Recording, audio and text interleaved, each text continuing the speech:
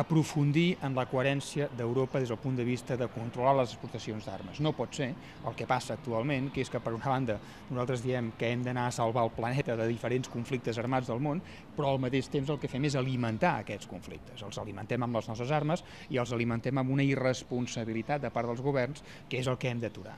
Hi ha un codi de conducta que en aquests moments ja és posició comuna sobre el control de les exportacions d'armes, però en aquests moments hi ha massa incompliments d'aquest codi de conducta. El repte, per tant, és no només que es compleixi aquest codi de conducta, sinó clarament que a escala internacional s'adopti un tractat internacional sobre control de les exportacions d'armament. Un tractat L'estat espanyol és un dels que, entre molts altres, segueix incomplint.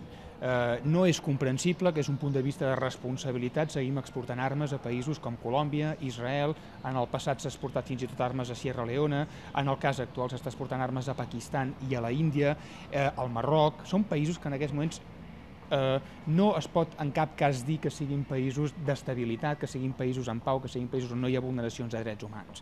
I per tant, quan l'estat espanyol fa això, el que està fent és no només incomplint el codi de conducta, és que està alimentant cada vegada més aquesta tensió, aquests conflictes, aquestes guerres, que al final acaben provocant, lògicament, les morts que hem de lamentar.